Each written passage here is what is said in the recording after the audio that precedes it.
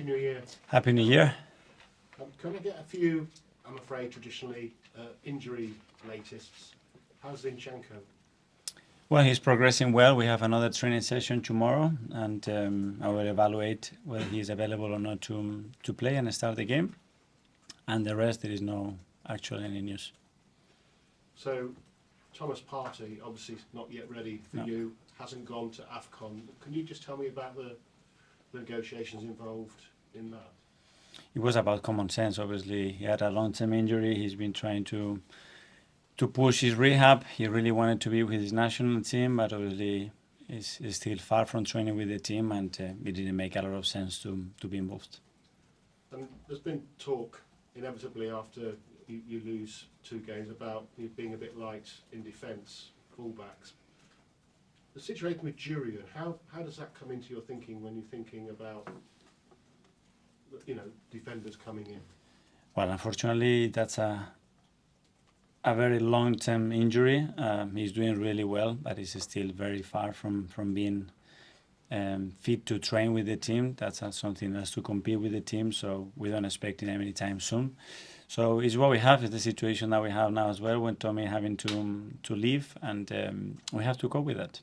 So a left-back coming in January, even on loan, is something that you're considering or not?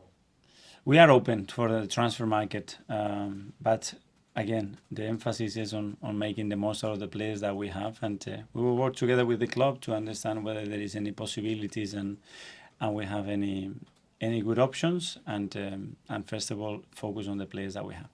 But it's equally as likely that you'll do no business at all. That's a possibility.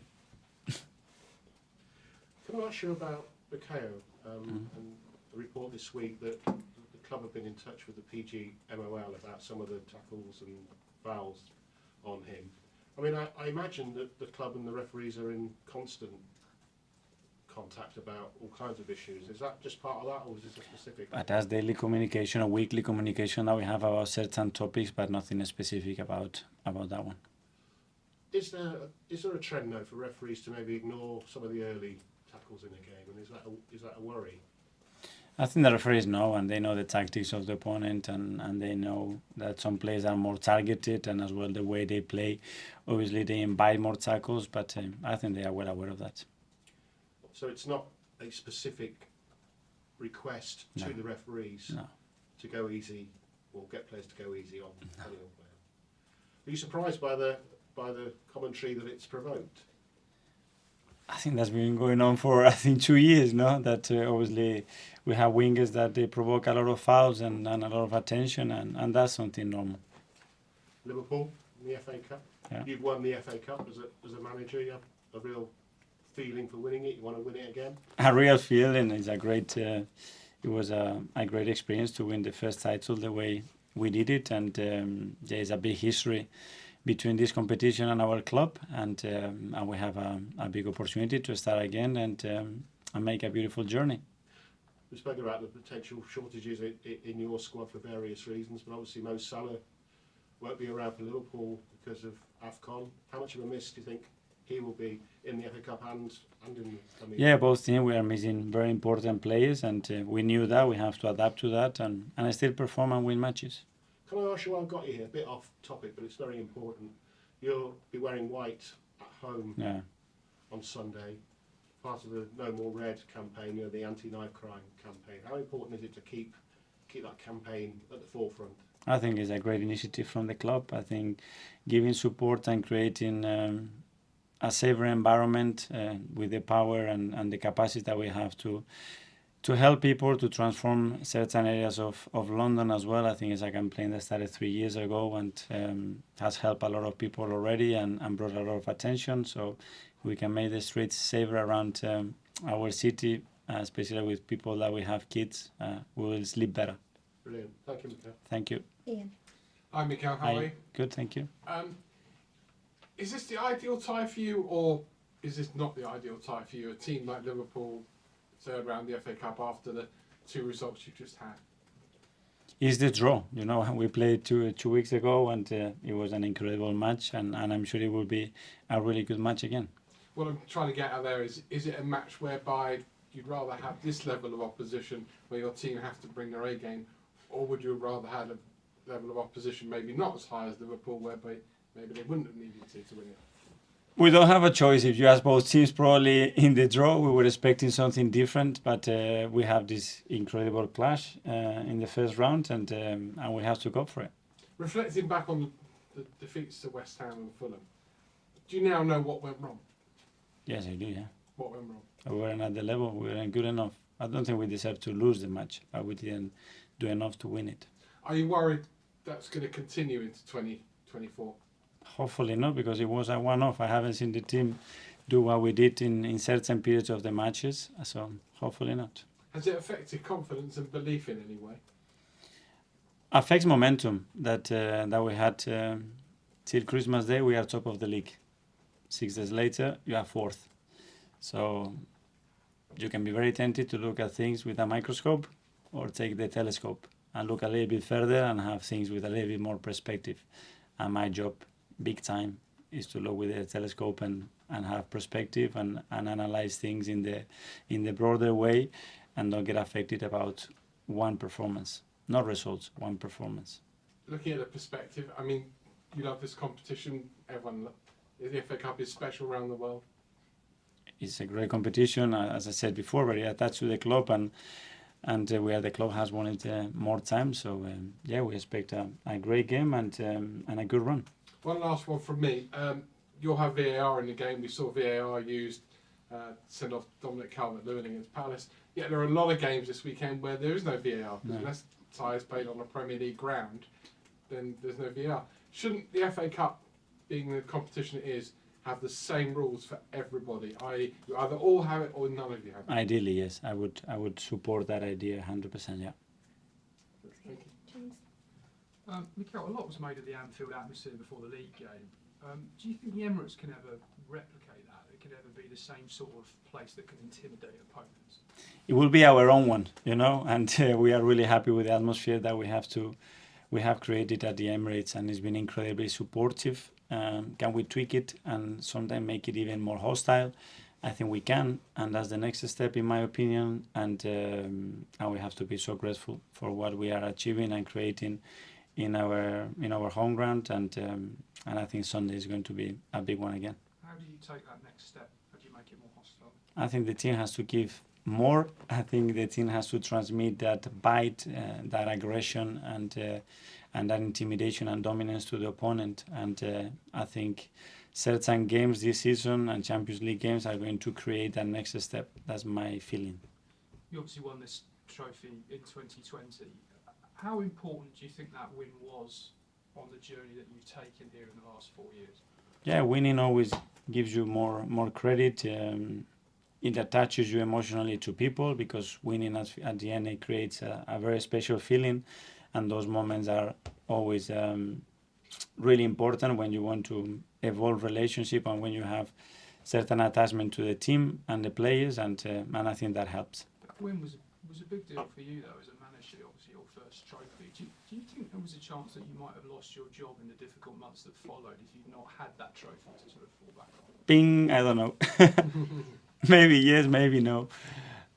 We won it for a reason. We deserved to win it. We did it against big teams as well.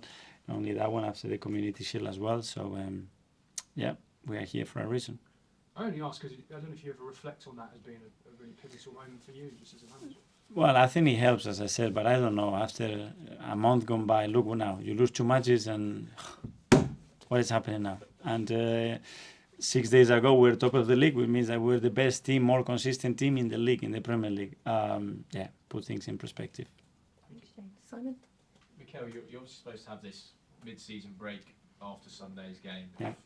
If you have a replay, you won't have that break. Just sort of how difficult is that for planning? How frustrating is it? Something the calendar needs to be looked at, because it doesn't really feel like a break if you suddenly have to play in the middle of it. Yeah, that break will be minimal, and we have planned with both the scenarios, obviously, because it's a possibility always in football. And yeah, we want to win the game. We will try to win the game, but that has to be considered because it's there.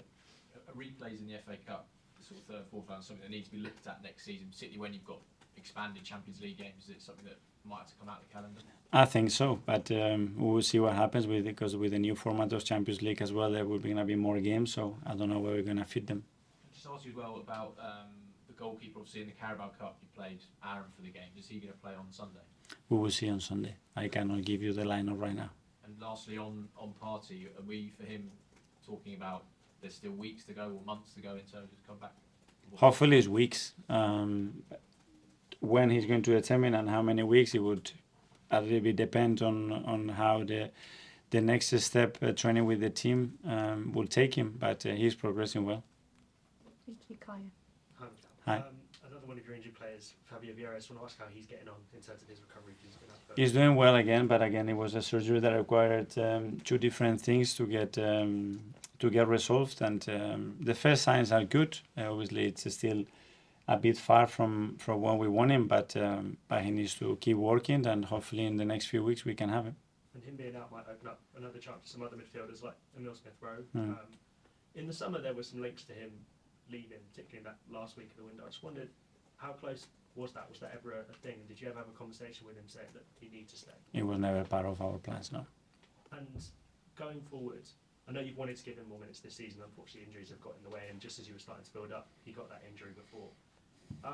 If he comes to you towards the end of the season and his minutes haven't necessarily changed, and he says, I need to leave for the good of my career to go and get minutes elsewhere, will you accept that, or will you just say to him, look, Arsenal's the best place for you to continue your development, I want you here? This is a two-way conversation all the time with players, and I love listening to understand how they're feeling and what is the best things or what they want to go, because you really have to be aligned with them and how they're feeling, and they have to feel important. Obviously, there is still the biggest part of the season to play now, and we have to be patient, and he will have his chances. And if a player more generally comes to you and says, I want to leave to get more minutes, are you ever going to stand in their way, or will you happily just say, if you don't want to be here, then that's fine? Well, it depends on the situation in the squad. You know, I want to help. We want to help the players to fulfill their feelings, but as well they need to understand, and they are in a team, in a squad that has been assembled and planned with them in the squad, and you don't always get what you want. You know, because maybe they wanted something different 6 months ago, that it was a new contract or it was another individual target that they had. So it doesn't always go your way. Thanks. And final live section, James. Hi, Mikel. Hi. One of the subjects that you've spoken about in recent weeks has been execution in the final third. Mm-hmm. And I just wondered, as a coach, when it comes to the final pass or the finish, the shot, is that a specific area where you feel like you have less control as a coach and there's more responsibility with the individual, with the player? Well, I think overall it's the execution is in every part of the field, but when it comes to those spaces, the timing and the definition of an action becomes trickier to coach and certainly to replicate an action in the game. That's probably the hardest thing to replicate in football. The timing, the behavior of the opponent, the distance between the ball and the feet of the opponent, the exact location of that shot, the position of the keeper, the game state. So it's very tricky, but it's something that we have to improve recently, especially in the way that we have transformed those chances into goals. And do you try to emulate that in training then, that kind of specific match? For sure. Yeah, we have to. It's our job, and the things that put them in the most concrete and reliable scenarios, I think is going to help the players to do it better. And in terms of that finishing, you know, the guys like Saka, Martinelli, Odegaard, maybe they're not finishing at the level they were previously, maybe last season. Do you think that's just a question of over time it will come back, it fluctuates naturally? Is it confidence? What do you put it down to? Well, I think what they did last year is exceptional, you know, and to maintain those numbers, we knew that it was going to be extremely difficult because it was a one-off, and no one-off for us, one-off in the league. So we know that we need other resources and other kind of goals to maintain the levels that we want.